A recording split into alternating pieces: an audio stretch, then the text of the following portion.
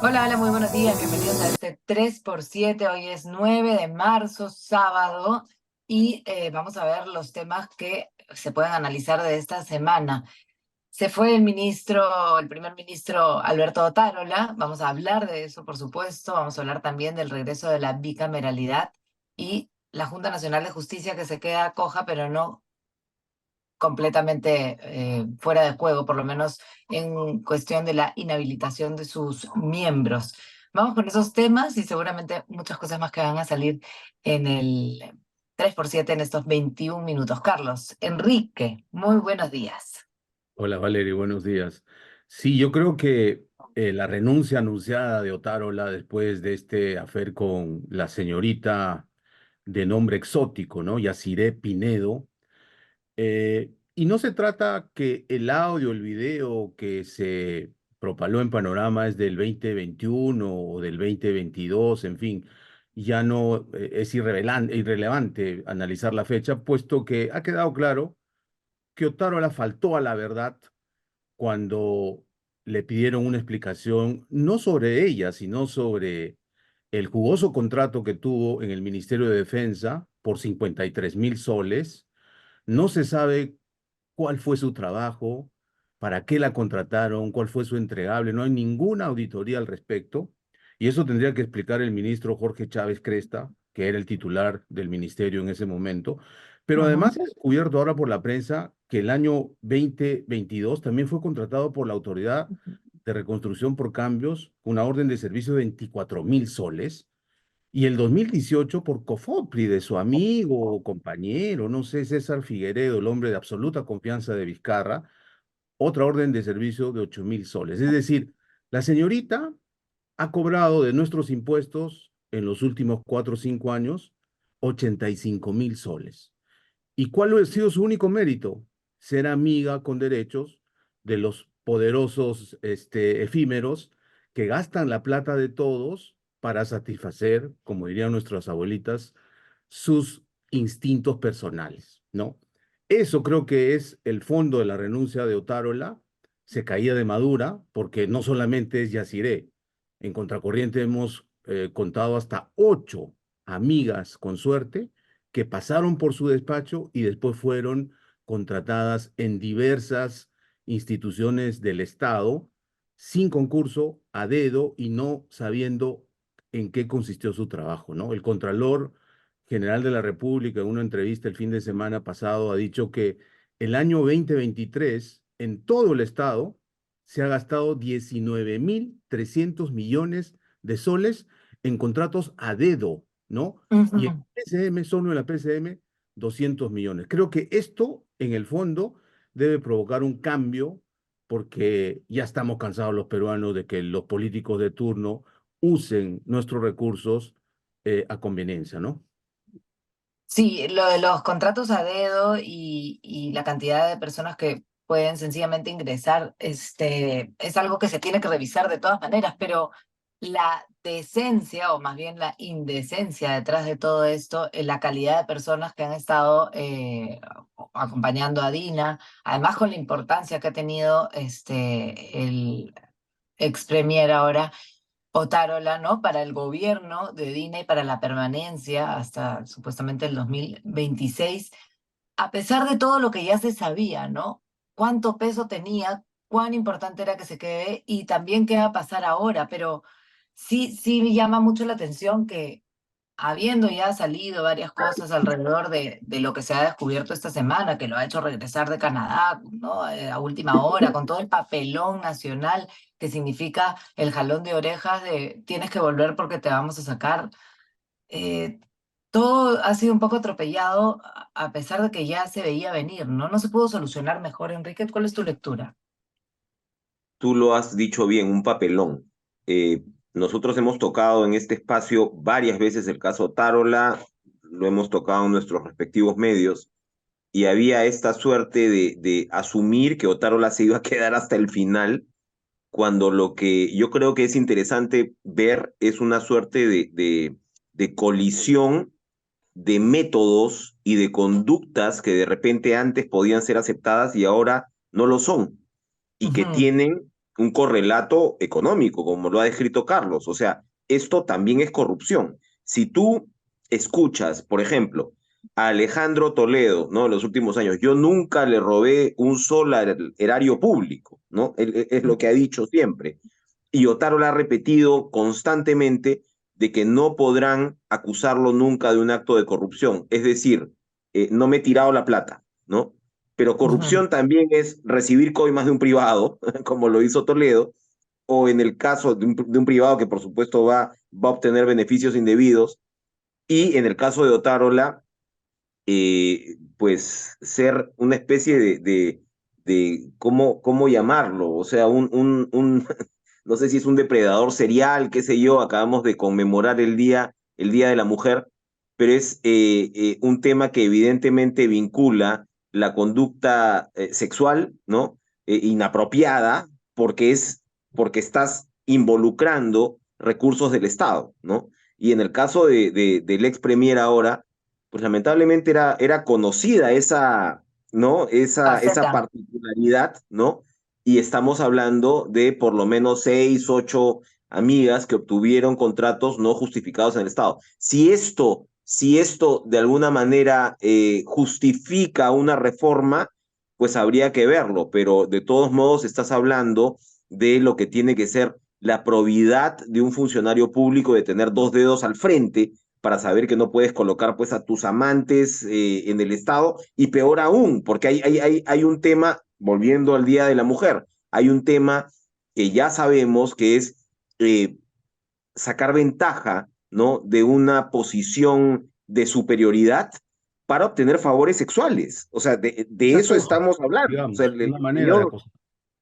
perdóname. Es, Es sí, una manera de acosar también, ¿no? A una Por mujer, desde supuesto, una por posición de supuesto, dominio y por de supuesto. Y, privilegio, y ¿no? en este caso, además, con una joven que seguramente, en fin, él le duplica o más aún la edad, ¿no? Entonces, estás hablando de temas que de repente antes no eran objeto de atención y ahora están en el centro. ¿A qué voy con eso? Lo sabíamos, se sabía, estaba claro, ¿no? Y para Otárola eso no era un problema. Entonces, pero ha sí terminado, no como tú podemos. dices, Valeria, en un papelón, ¿no? En un papelón anunciado que ojalá, ¿no? A los que vengan y a los funcionarios públicos puedan de alguna manera reconsiderar lo que es una conducta inaceptable para esos tiempos y que además no solamente consume fondos del erario público, sino que eh, de alguna manera te da a entender qué está pasando con el Estado. O sea, si ese es el criterio para seleccionar funcionarios, pues no solamente te estás tirando la plata, sino que estás haciendo un Estado ineficiente, ¿no? Sí, y no solamente es un tema de Estado, sino es un tema de cómo nosotros estamos reaccionando en lo que sería una evolución necesaria a la par de todas las cosas que están sucediendo en el mundo, ¿no? Y esto también a propósito del Día Internacional de la Mujer. O sea, estamos hablando de una mujer que además de ser víctima, porque finalmente, si ella ha tenido no sé, digamos que más fuerza o menos fuerza para salir y para hacer que este castillo de naipes se caiga finalmente, lo que venía alrededor de Otárola. Quiero decir, es la víctima en toda esta situación. Estamos viendo cómo se maneja, estamos viendo cómo se utiliza y todo esto además a la vista y paciencia de nuestra primera presidenta mujer. Realmente es como una gran decepción, ¿no? Es una mirada de atraso, pero además es una mirada de decepción absoluta, ¿no? Muy cierto, Carlos, si me permite solamente rematar, Otárola ha debido caer mucho antes. O sea, hay un problema adicional con la adicción, ¿no? De la prensa y de la sociedad peruana con los audios, ¿no? Con los audios y los videos, qué sé yo, cuando estaba completamente desplegado y claro cuál era el conflicto de interés aquí, ¿no? Y eso lo sabíamos por lo menos hace 4 o 5 meses. Y no pasó, y no pasó. Entonces, hay un problema, digamos, en cómo estás midiendo la probidad, en este caso elemental, de los funcionarios públicos, donde yo creo que la prensa tiene un papel, pero el propio, o sea, es decir, Dina Boluarte ha debido reaccionar hace mucho tiempo, ¿no? Hace mucho tiempo. No se consideró un problema mayor, lo que ya era un problema mayor, y lo que revela el audio en realidad es una vergüenza, es un papelón, es un ridículo, ¿no? Los memes nos lo dicen, pero esto debió pasar mucho antes. Entonces, hay que recalibrar también la capacidad de respuesta del Estado, del gobierno, frente a casos como este, ¿no? Y la calidad de gente que está gobernándonos, Definitivamente. ¿no? Carlos. Enrique, no solo los medios documentaron cada uno de estos, por lo menos 8 casos de las amigas de Otárola, sino que la Contraloría también ha hecho informes, en el caso de Yaciré, uno contundente y de otros casos también, y el propio Ministerio Público ya había iniciado de oficio una investigación, porque acá hay delito, ¿no? Delito contra la administración pública. Y Ujú. recordemos el famoso operativo Valquiria y esta suerte de complot o conversación de Otárola con Marta Moyano, que todos dicen es el agente Roberto, también tenía como objetivo complotar contra esta investigación que avanzaba a nivel del Ministerio Público. Es decir, Otárola lo que hizo fue más bien complicar el gobierno de Dina Boluarte, pero Dina Boluarte, siendo tan débil y tan dependiente de él, no tuvo la capacidad de despedirlo hace varios meses, ¿no? Y termina, como dice Valeria, en papelón, ¿no? Sí, ha sido impresionante. Ahora, bueno, unas palabritas también para Adrián Sen, ¿no? O sea, al final de cuentas es el mini Otárola, cuánto ahora va a hacer acerca de lo que estaba haciendo Otárola y por otra parte, eso, ¿no? Tanta necesidad tiene Dina de tener a alguien que finalmente maneje la marioneta, digamos, o es una cuestión también antimujer, el hecho de que, ay, si hace algo bueno, tiene que tener un hombre atrás, que digamos que eso también es frase conocida, ¿no? Planteas un par de puntos interesantes que yo creo que vale la pena, porque claro, desde la perspectiva, ¿cómo llamarla? No sé, feminista o lo que fuera, Yaciré es una víctima. Probablemente Yaciré no es una víctima en términos estrictos. Ella sacó ventaja, ¿no? De la situación en la que No, y estaba. ahora salió Y a sí, de defender a repente Otárola, ¿no? es una víctima en términos estructurales, digamos, ¿no? Pero no Pero ha encaja habido abuso de exactamente. poder hacia ella, desde ese punto es una víctima. Definitivamente sí, pero ella sacó ventaja, ¿no? Con claramente no tener, para este caso, los atributos profesionales, etcétera, etcétera, para poder obtener esas ventajas. Pero bueno, esa es una discusión que por supuesto, o sea, lo que sí es Otárola es un victimario, ¿no? Eso es definitivo, ¿no? Y entonces, claro, ahí lo ves. Ahora, Gustavo Adriansen, a ver, y, nosotros tenemos casi como principio el darle las alas y buen viento al funcionario que entra. Pero en este caso está clarísimo que quien ha puesto al primer ministro es Otárola, ¿no? Otárola, Adrián Sen viene del gobierno de Ollantumala, comenzó, digamos, con la gestión de Pedro Cateriano en justicia, ha sido viceministro, entiendo, del hermano de Alberto Otárola, o sea, Sí, Otárola, sí. claramente está dentro del círculo, y ojo, se había hablado acá de Walter Gutiérrez, se habló de Julio de Martini, que es un ministro solvente, o sea, en fin, se puede decir sus vinculaciones con los chalacos y demás, pero cuando uno conversa con Julio de Martini, que está en el MIDIS y que fue viceministro de Dina, es un tipo que tiene más o menos los muebles en la cabeza, ¿no? El caso de Gustavo Adriansen se metió en un problema muy recientemente por un tema de carácter con las investigaciones sobre los fallecidos. Recordemos que él ha sido embajador ante la OEA y tuvo pues un exceso personal, ¿no? Entonces, uno se pregunta, nada me dice que el señor Adriansen, con el respeto que se merece, eh, tenga los méritos suficientes para asumir un cargo tan complejo como el de presidente del Consejo de Ministros, en situaciones además en que la presidenta está en un monodígito, ¿no? Y donde el desencanto de la población con el sistema democrático está llegando a su punto más alto. Entonces, bueno, lo que ha sido un papelón termina siendo con un relevo de PCM en el mejor de los casos completamente intrascendente. O sea, es una oportunidad, una más, ¿no? Otra oportunidad perdida en el caso de la presidenta, ¿no? No, a mí me sorprende. No veo ningún deslinde de parte tampoco de Adrián Sen hacia Otárola y hacia lo que se ha Han dejado al visto. ministro del Interior para empezar y a todos los demás. No, En claro. el gabinete Bueno, el no ha habido un ministro del solo cambio en Interior ya es 18 también. carteras, ¿no? Es decir, es el gabinete Otárola 2.0 sin Otárola dando la cara, sino ha puesto a su mini-mí, ¿no? Y Y por esto, eso, Carlos, y por eso sí, decía lo de Dina, ¿no? Necesariamente, o Dina necesita a mini Otárola para poder seguir, no, no puede hacer las cosas, porque además habíamos visto en ediciones anteriores, y lo hemos analizado, de las movidas que estaba haciendo ella, como para sacar al exministro de Economía a espaldas, o digamos, sin ¿cómo se dice? La venia de Otárola, ¿no? Este, finalmente había dado pasos en ese sentido. No puede quitarse de Otárola. Dina, ¿qué pasa? Carlos, tú todo lo sabes. no, queda claro que la presidenta es muy débil, no tiene el perfil como para tomar claramente ella el timón de su gobierno, ¿no? Y lo ha demostrado en este año, 3 meses que lleva en el cargo. No tiene partido, no tiene bancada, no tiene siquiera un equipo mínimo en la que ella confíe. Por eso se habla mucho de la injerencia de su hermano Nicanor también en el gobierno, ¿no? Y hemos hablado de esas pullas al interior. eh, y creo que para mí anda con miedo, ¿no?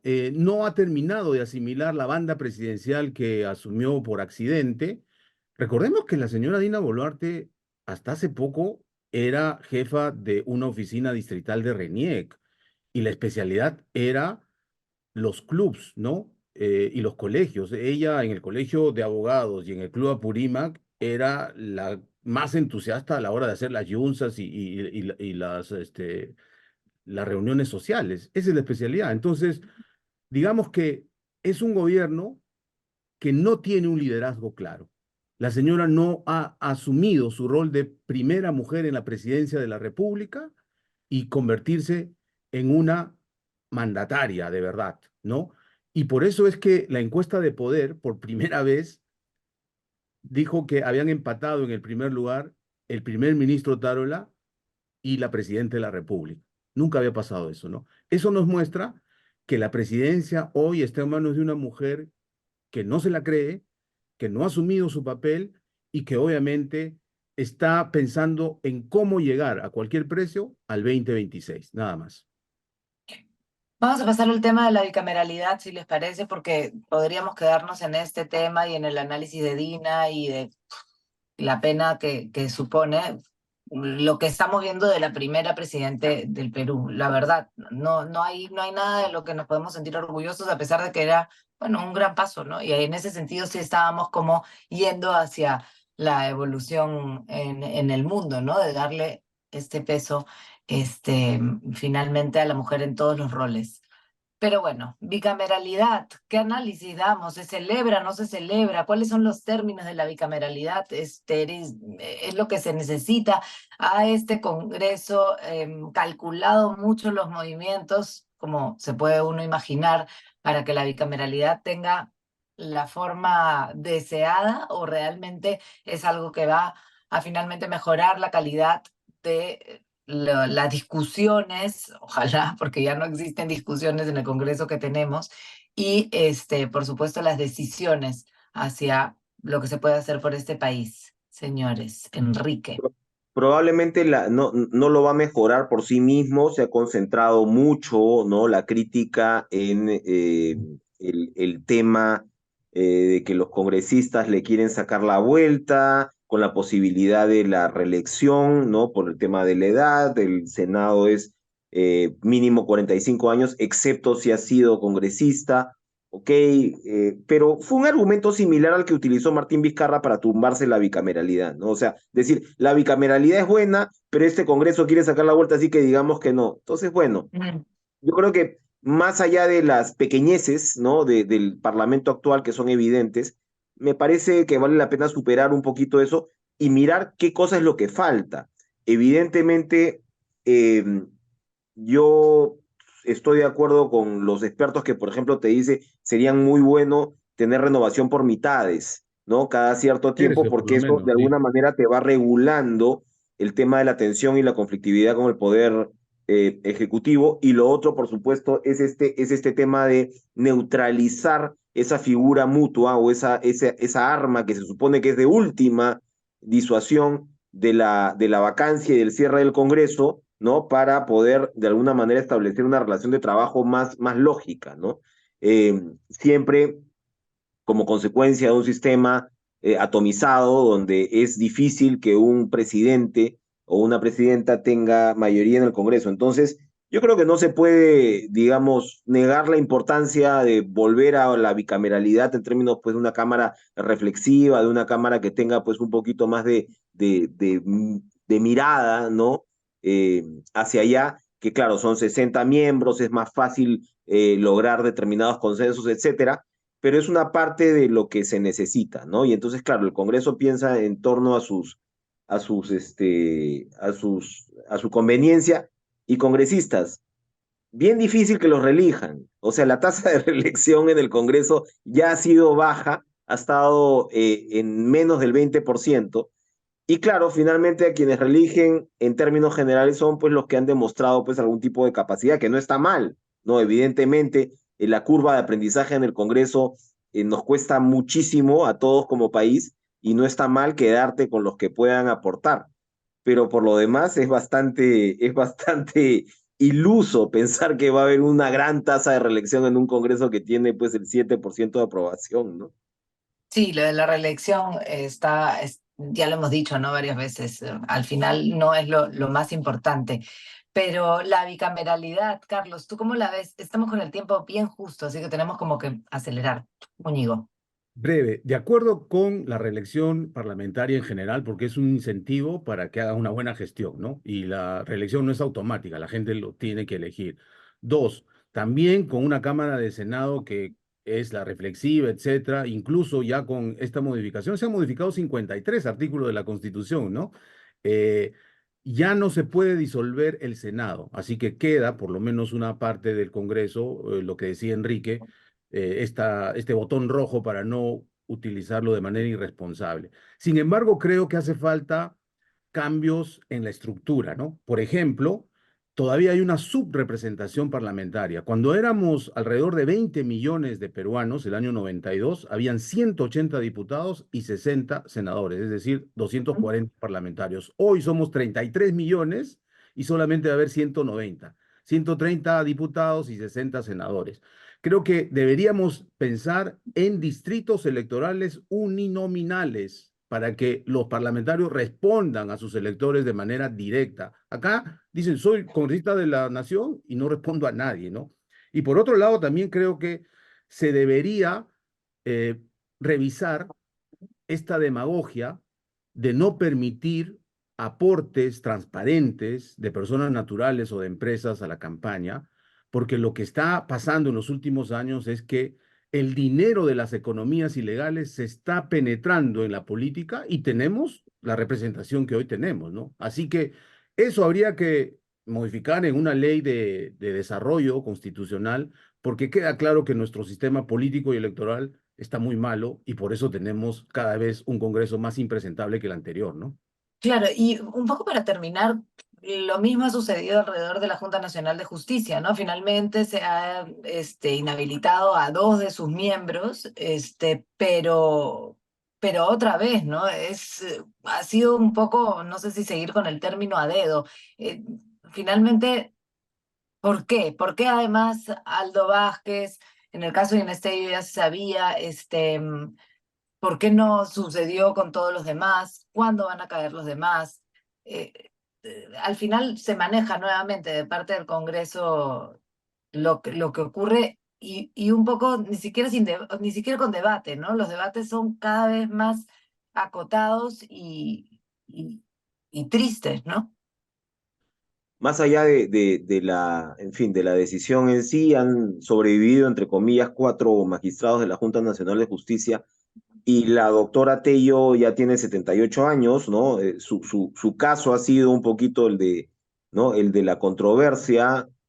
Bueno, digamos, la inhabilitación por 10 años probablemente no le afecte tanto, pero eso de inhabilitar por 10 años a Vázquez suena pues prácticamente a una sentencia, ¿no? Para gente que en realidad lo que ha hecho es moverse en el sector público. Yo no considero que Vázquez pues sea eh, merecedor, ¿no? De una sanción, digamos, con tinte político, que como digo, incluso si querías responsabilizarlo del caso Tello, podías finalmente sacarlo, pero este tema de inhabilitar por tanto tiempo suena pues a una especie de sevicia, ¿no? Que ojalá pudiéramos superar. Ya sabemos, ¿no? Se tiene todos los cuestionamientos sobre si el Congreso está inmiscuyéndose en lo que deberían ser plazos legales que están claros.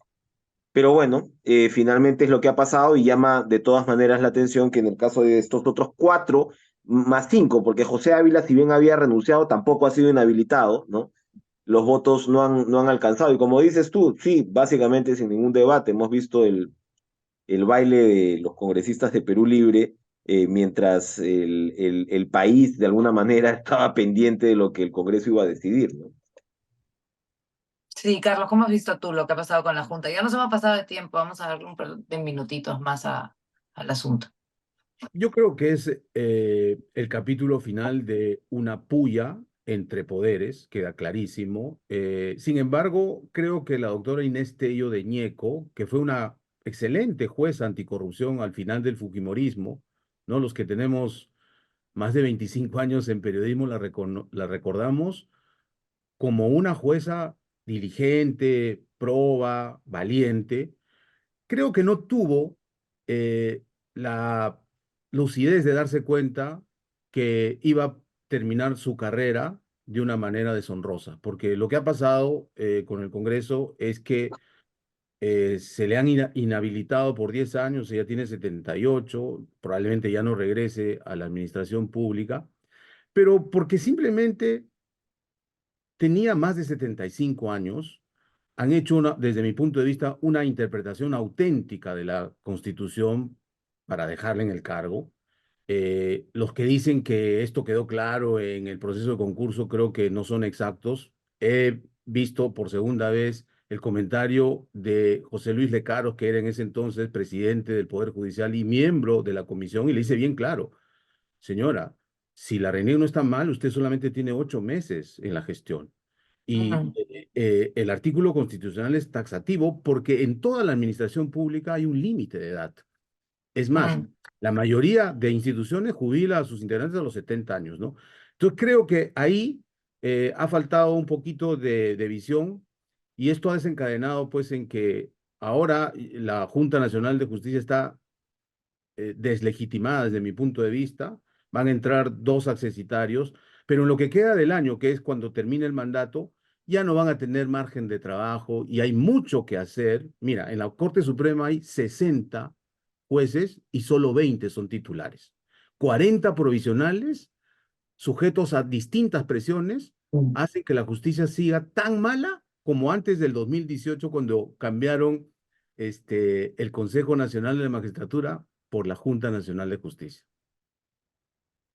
Nos vamos a despedir un poco con este análisis a medias, ¿no? Podríamos hablar también un poco más de Inés Tello, supongo, y de lo que ha supuesto para el fujimorismo antes y ahora, que tiene cierto control y me imagino que cierto manejo para las votaciones dentro del Congreso. Pero lo dejamos, ¿no? Nos vamos, nos despedimos hasta la próxima semana y nada, muchas gracias por acompañarnos. Estás con el micro Feliz apagado, Día Enrique. Internacional de la Lo Mujer dejamos para ir. Valerie y todas las mujeres y nos vemos el próximo sábado. Y nada, seguir en la lucha, lo dijimos el año pasado y sigamos así, ¿no? Es una cuestión de conmemorar y de avanzar para que algo cambie finalmente. Es verdad. Chao. Adiós.